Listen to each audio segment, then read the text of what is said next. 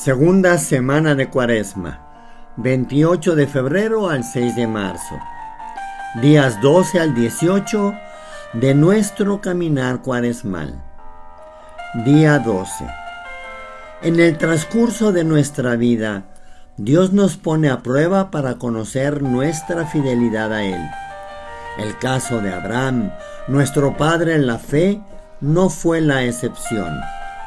Solo le pidió la vida de su único hijo en sacrificio. ¿Te imaginas? ¿Qué hubieras hecho tú? Sin embargo, en esta época, ¿a cuántos de nosotros nos pide la vida de un ser querido? Por la pandemia, por edad, por alguna otra enfermedad, en un accidente. ¿Y qué has hecho tú? Es muy fácil decir, sí tengo fe. Pero qué difícil es en ciertos momentos mantener la fe. En el libro del Génesis se nos muestra a Abraham lleno de fe, en las buenas y en las malas. Sin embargo, podemos decir que Dios nos conoce tanto que nunca te va a matar por fe. Él conoce nuestras limitaciones y tenemos que corresponderle. Pablo a los romanos, en la segunda lectura del segundo domingo de Cuaresma, es muy claro en confirmar: si Dios está a nuestro favor, ¿quién estará en contra nuestra? Ni dudarlo, fue tanto su amor por nosotros que nos dio a su Hijo único para morir en la cruz en un acto de amor a todos. El Evangelio de San Marcos nos relata la escena de la transfiguración, una escena que solo podemos comprender bajo la lupa de la fe. Jesús, en un acto de amor, se transfigura en el monte Tabor, delante de sus apóstoles, revelando su verdadera naturaleza, donde una voz le dice a Jesús: Hijo, que es Dios Padre. Sus apóstoles más queridos, Santiago, Pedro y Juan, tuvieron la oportunidad de vivir y sentir lo que será para todos nuestra vida después de la muerte. Seamos parte de esa transfiguración de Cristo, llevando a los demás el momento de gozo que habrán de vivir después de la muerte. Por otro lado, transfigurémonos también nosotros al amor de Dios. 1 de marzo, día 13. En este día 13 se nos invita a la sinceridad de corazón con Dios. Daniel confesó: hemos pecado, cometido iniquidades, hemos sido malos, nos hemos rebelado y, como si fuera poco, nos hemos apartado de tus mandamientos. No hemos hecho caso a los profetas. Tuya es, Señor, la justicia y la vergüenza es nuestra, porque hemos pecado contra ti. Qué difícil es la sinceridad. El domingo primero de Cuaresma tocamos la sinceridad con nosotros mismos, para abrir los corazones a la escucha de la palabra de Dios. Pero, ¿qué es la sinceridad? Es la cualidad de obrar y expresarse con verdad, sencillez y honestidad, sin fingimientos o segundas intenciones, siempre con apego a la verdad, valor esencial en nuestras relaciones. Cuando empezamos a buscar pretextos o a echar la culpa al otro, perdemos este gran valor. Daniel es ejemplo de ello al decir a Dios: hemos pecado. Sin embargo, en su sinceridad reconoce la justicia de Dios y la vergüenza del hombre, la misericordia de Dios de perdonarnos, si nosotros somos sinceros con Él. Trabajemos pues este valor esencial del hombre, la sinceridad para con Dios. Por otro lado, en el Evangelio de Lucas, Jesús nos invita a también ser misericordiosos como el Padre, a no juzgar, a no condenar, a dar y perdonar, porque con la misma medida que midan serán medidos. Duras palabras, pero sobre todo difíciles de cumplir. Primera palabra, misericordiosos. La misericordia se identifica con la compasión y el perdón.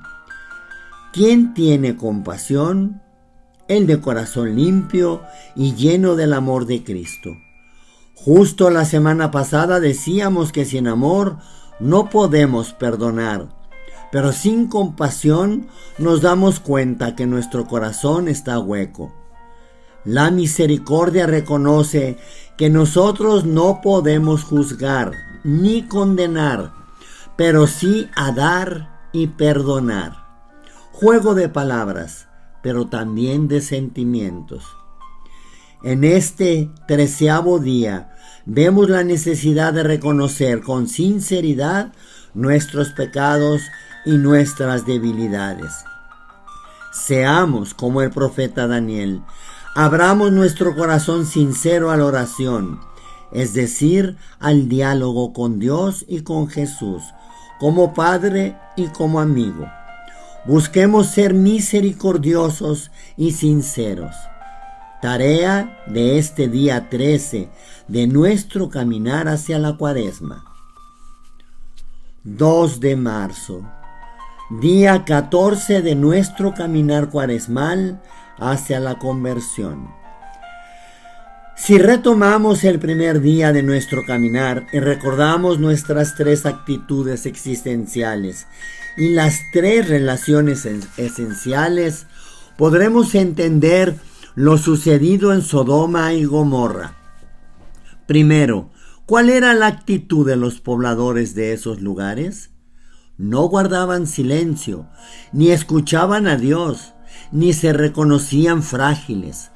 Todo lo contrario, eran prepotentes, altaneros, se sentían todopoderosos y nunca escuchaban a Dios. Con respecto a las relaciones con ellos mismos, era una relación fundamentada en el poder.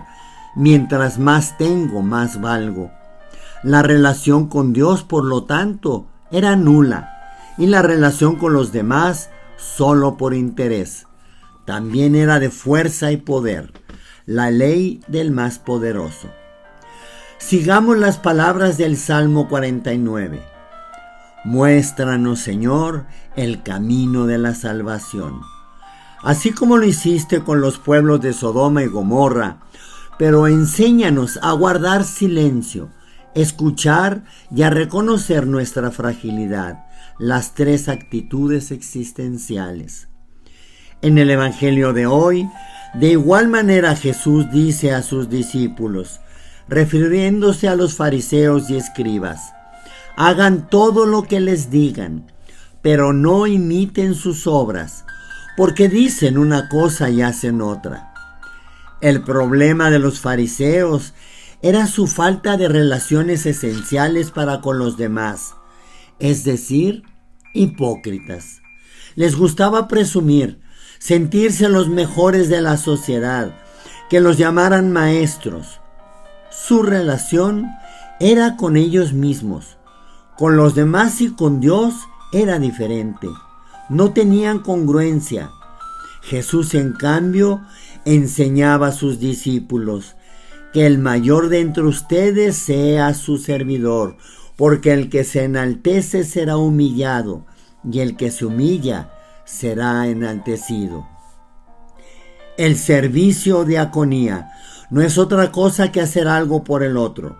La diaconía es el servicio que el cristiano está llamado a dar en respuesta al amor de Cristo. Es tocar la mente y el corazón de las personas que nos rodean con ese amor de Cristo. 3 de marzo, día 15. Miércoles de la segunda semana de Cuaresma. Tenemos 2 lecturas, una de Jeremías y otra del Evangelio de Mateo. En la primera encontramos a los enemigos del profeta queriéndole hacer el mal, invitándose unos a otros a no hacer caso a sus palabras. La respuesta de Jeremías es inmediata: recurrir al Señor. ¿Cuántos enemigos podemos tener? Tal vez tantos que ni cuenta nos damos. Todo aquel que se burla en silencio, que chismea en contra de mí, que sabe cómo decir las cosas para herirme. Enemigos que quizá no conozcamos o quizás sí, pero que hablan a las espaldas o te dicen las cosas sin el mayor recato, dejando de respetar tus ideales, pensamientos o tu fe. ¿Y cuál es tu reacción? A lo mejor el enojo, el desconocimiento en ocasiones, la ira, el deseo de venganza. Sin embargo, Jeremías nos pone el ejemplo. Recurrir al Señor es una actitud de total humildad. Por otro lado, en el Evangelio de Mateo, Jesús anuncia lo que vendrá para él. El Hijo del Hombre va a ser entregado y lo condenarán a muerte. Se burlarán de él, lo azotarán y lo crucificarán. Pero al tercer día resucitará. Pero igual que Jeremías, recurre a nuestro Padre Dios, le suplica, le pide como hombre, pero soporta como hijo obediente al Padre, que no se haga mi voluntad, sino la tuya. Pidamos en este día a nuestro Señor no buscar nuestro bien personal por encima de los demás. Recurramos siempre al Señor en los momentos más difíciles de nuestra vida y confiemos en el Señor. Su respuesta siempre será la mejor. No lo duden. 4 de marzo, día 16. La antífona de entrada del día de hoy es el tema relevante de este día. Examíname, Dios mío, y conoce mi corazón. Mira si voy por mal camino y condúceme por la senda de la salvación. Jeremías dice que el Señor maldice al hombre que confía en el hombre y pone su fuerza en él, porque se aparta del camino del Señor. ¡Cuánta verdad encierran estas palabras! ¿Por qué? Porque el hombre, en su debilidad humana, siempre buscará los caminos fáciles, cómodos y divertidos, mientras que el camino que nos enseña el Señor está lleno de obstáculos y sufrimientos. Bendito el hombre que confía en el Señor y en Él pone su esperanza, dice Jeremías en su libro. El corazón del hombre es la cosa más traicionera y difícil de curar. ¿Qué les digo? Nuestro corazón es de piedra, nuestros oídos están cerrados, nuestros ojos no ven. Jesús, en su parábola de hoy, nos lo dice muy claro. Tuvieron a Moisés y a los profetas y no los escucharon. Además dice que Abraham repuso que si no escuchan a Moisés y a los profetas, no harán caso ni aunque resucite un muerto. Pero no todo está perdido. El Señor dice Jeremías, sondea la mente y penetra el corazón, para dar a cada uno según sus acciones, según el fruto de sus obras. ¿No te da vergüenza que Dios vea cómo te portas, cómo hablas, cómo piensas, qué sientes? Pero no te preocupes, a Él le interesa más tú que tus pecados y quiere salvarte.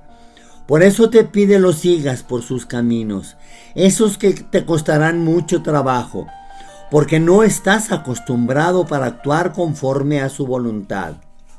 Ahora sí ya estás listo para decirle al Señor: examíname, Dios mío, y conoce mi corazón. Mira si voy por mal camino y condúceme por la senda de la salvación.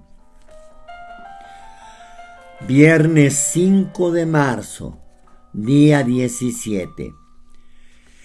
Empieza el Génesis diciendo que Jacob amaba a José más que a sus demás hijos, por haberlo engendrado en la ancianidad. Este sentimiento fue tomado por los hermanos de José con coraje y resentimiento, con envidia, uno de los 7 pecados capitales. La envidia es un sentimiento de tristeza y enojo que experimentamos las personas cuando no tenemos lo que otra persona tiene y siente el derecho de tener. La envidia viene de un corazón que busca siempre tener más. Los hermanos de José buscaban deshacerse de él para recuperar el amor de su padre. ¿Qué demuestra la envidia? La falta de confianza en uno mismo y en los demás, y la baja autoestima de la persona. Si yo tengo confianza en mí mismo, soy feliz con lo que tengo, con lo que hago y con lo que siento. No me perturban los éxitos de los demás. Lo que tengo me es suficiente. Por otro lado, en el Evangelio de Mateo de hoy, Jesús dice a los sumos sacerdotes una parábola que también hace alusión a la envidia. La parábola hace referencia a los siervos del dueño de la vid. Dios, a quienes golpearon y mataron al dueño de la vid, mandó a su Hijo, Jesús, a quien también mataron.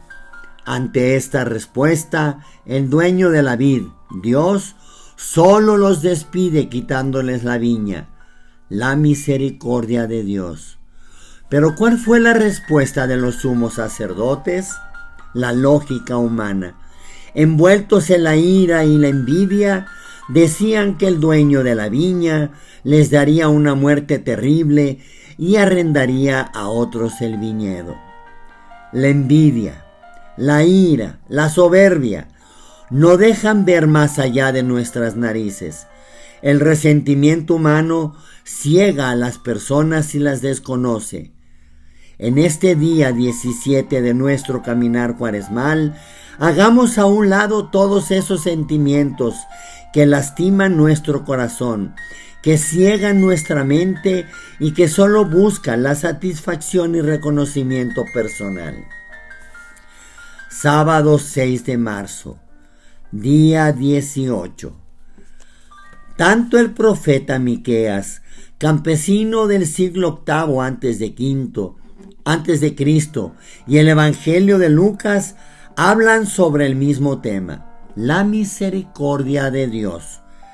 En Miqueas el profeta pide a Dios que pastoree y cuide de su rebaño, a pesar de sus pecados e iniquidades, y se pregunta, ¿qué Dios hay como tú que se complace con ser misericordioso? En el Evangelio de Lucas, Jesús habla de la muy conocida y más grande parábola de la Biblia, la del Hijo Pródigo, donde un padre misericordioso recibe a su hijo que daba por muerto. La misericordia es un acto de compasión por los que sufren y les ofrece ayuda. Dios es la misericordia. Dios es el Padre que abraza con ternura inimaginable al Hijo que se había arrepentido. Tenemos la figura del Hijo menor, quien es el que nos representa en nuestra vida diaria, quien ha despilfarrado todo, su dinero, sus bienes, sus sentimientos y placeres, hasta perderlo todo. Cuando el hijo menor toca fondo, reacciona y regresa con toda la vergüenza del mundo a decirle a su padre, «Padre, he pecado contra el cielo y contra ti».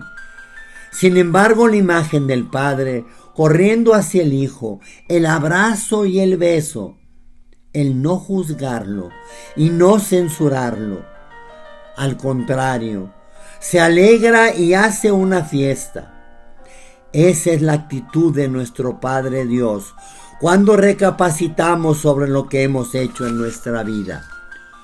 Por otro lado, tenemos al hermano mayor que se indigna. Actitud humana muy comprensible, pero no justificable. Se enoja y le reclama a su padre por un hijo traidor. El hermano mayor se siente que es mejor que el menor, Pero el Padre misericordioso le responde: Hijo, tú siempre estás conmigo y todo lo mío es tuyo. Pero era necesario hacer fiesta y regocijarnos, porque este hermano tuyo estaba muerto y ha vuelto a la vida. Estaba perdido y lo hemos encontrado. Concluyo este día 18 de nuestro caminar con la actitud que todos debemos tener y que escuchamos en la aclamación del Evangelio. Me levantaré, volveré a mi Padre y le diré: Padre, he pecado contra el cielo y contra ti. Me reconoceré pecador e indigno de llamarme hijo de Dios.